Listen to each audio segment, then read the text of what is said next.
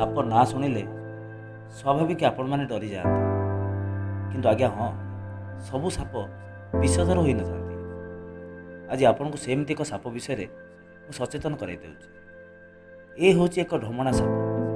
ଏହା ଅତ୍ୟନ୍ତ ଲମ୍ବା ପ୍ରଜାତିର ଏବଂ ଅତ୍ୟଧିକ ମୋଟା ମଧ୍ୟ ହୋଇଥାନ୍ତି ଆଉ ଅତି କ୍ଷିପ୍ର ବେଗରେ ଦୌଡ଼ି ପାରନ୍ତି। କିନ୍ତୁ ଏମାନେ ଆଦୌ ବିଷାକ୍ତ ହୋଇନଥାନ୍ତି। ତେଣୁ ଆଜ୍ଞା ସାପଠାରୁ ସତର୍କ ରୁହନ୍ତୁ, ସୁରକ୍ଷିତ ରୁହନ୍ତୁ।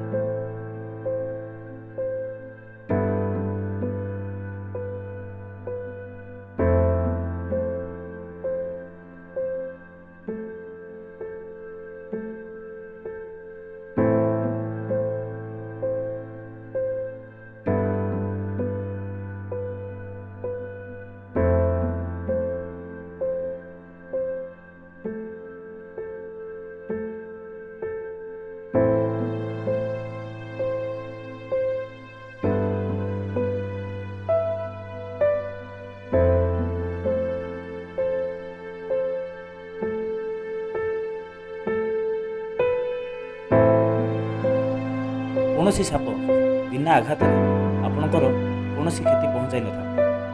ତେଣୁକରି ସାପକୁ ଦେଖିବା ମାତ୍ରେ ତାକୁ ଆକ୍ରମଣ କରିବା ଉଚିତ ନୁହେଁ। ସତର୍କ ରୁହନ୍ତୁ, ସୁରକ୍ଷିତ ରୁହନ୍ତୁ।